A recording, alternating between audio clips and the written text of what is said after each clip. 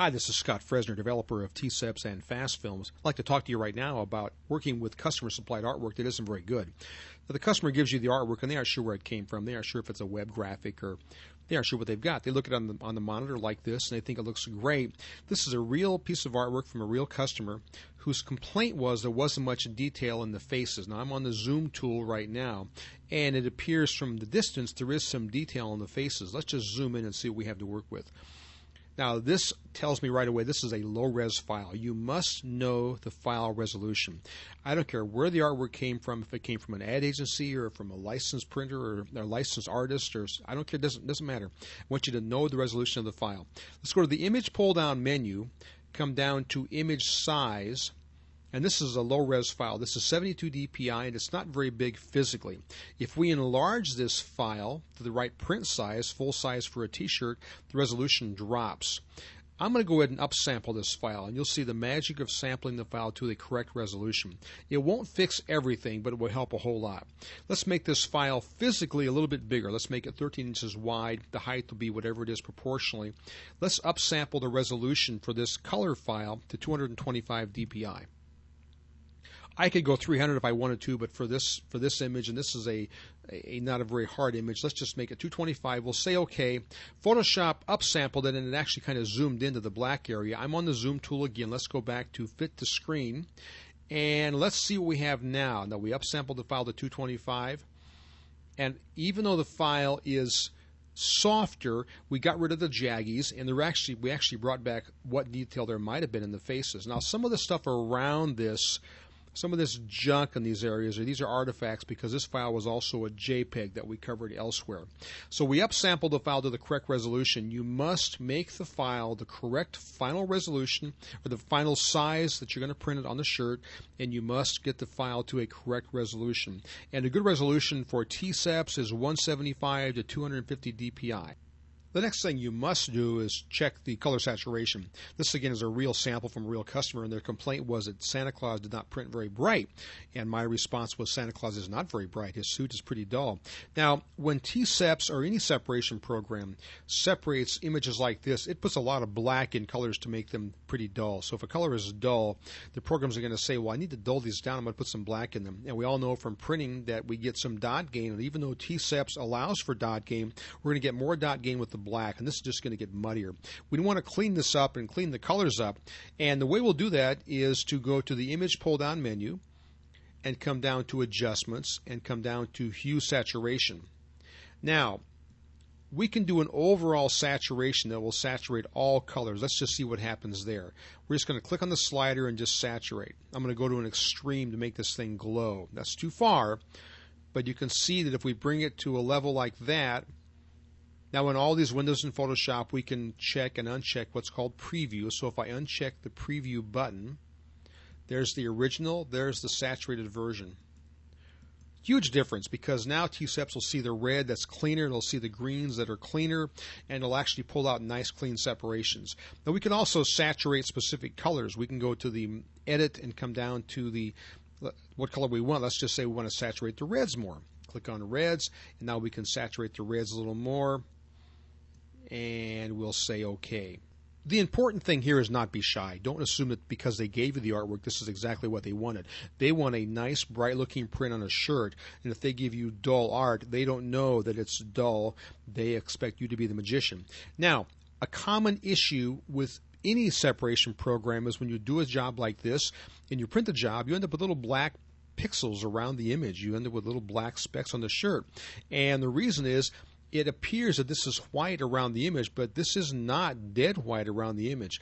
In fact, if I go to the tone curve, image, adjustments, curves, and I just kind of blow this thing out a little bit, you can see all of the stuff around the image. Now, the way we can tell this is we can open up what's called the info palette. I have the info palette already open, and the way you get there is by going to the window pull-down menu. The info palette reads levels of RGB. I'm going to put my cursor on to the eyedropper. And if I move it around, I can see that the color levels of RGB change. Dead white in the RGB color space is 255 levels of RGB. And you can see we don't have 255 on any of the colors. I'm not sure we have it. We have it right there. So we can see this. Now this is more obvious on this design, but some designs it may be just a few pixels off. But those few pixels, when T-Seps sees those, T-Seps says, I don't see dead white, I see color. I'm going to put pixels there. Now the way we can fix this is go back to our tone curve, Image, Adjustments, Curves. I'll bring it out of the way as best I can. Now the tone curve now will read before and after. So if I take the tone curve, and let's say I take the highlight end of the curve, that's this end here, this is the shadow end, this is the mid-tone, this is the highlight, and bring this in a few points, and now read it, it reads before and after. Now I've cleaned up most of it. You can see that it's still not dead white in some spots, but it's closer. Bring it in a little more, and there we have it. Well, not quite yet. A little farther. And there we have 255 almost entirely through the whole design. This same issue applies to versions that have black around them. This is our masked version of this artwork, and this needs to be dead black. Again, I'll put my cursor on the eyedropper. I'm going to read it with the info palette. And dead black is 0 levels of RGB, and you can see we don't have dead black. As I move the cursor around, we can see it varies quite a bit.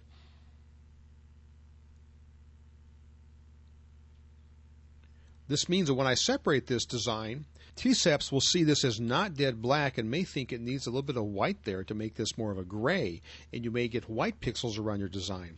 Now we fix this the same way. We go to the Image pull-down menu, come down to Adjustments, come down to Curves, and the bottom part of the curve is the shadow area. We're going to bring it in a couple nicks here, a couple notches, and we'll bring it down so we can read before and after now. And now you can see that I've taken away and I made it dead black in the black areas. And we'll say OK. Don't assume because it looks dead black that it is dead black. Now, one more thing you should do, and these are things you should do to every piece of artwork. You should check resolution, check color saturation, make sure white is white, black is black. And in fact, this design needs to be saturated slightly. Again, to make when colors are dull like that, any separation program is going to make them duller when you print them. Let's just pop it a little bit. Now, this design looks fairly sharp, but let's check the sharpness. We're going to go to the Filter pull-down menu and come down to Sharpen. And we're going to come over to Unsharp Mask. Don't let that term fool you. It's called USM, and it's a common term that came out of the old camera days. Now, unsharp masking sharpens areas of high contrast. Let's put the threshold on 3, the pixel radius on 1, and it's the amount slider we want to move around. Now we can go to an extreme, and it really glows. That's not what we want. But let's just go to a kind of a halfway point. Now, some pieces of artwork may require 500% sharpening. Other pieces of artwork require just a little bit of sharpening. You're going to lose some sharpness when you screen print this image. You're going to convert this image to separations. You're going to convert them to halftone dots. Put them on screen mesh, print the design on a knit shirt, and it's going to get duller. And you want to over-sharpen your designs. Now, the way we're going to do that is going to be a judgment call. We can turn on and off the preview checkbox. That's the original. That's sharpened. Now, look at the stars. Look at the eyes. Look at the highlight in the eye. Look at around the beak. Makes a huge difference. So don't be shy here, and again, don't assume that because the artwork came from an artist that they took time to apply unsharp masking to it. These are things you should do to every piece of artwork you get in.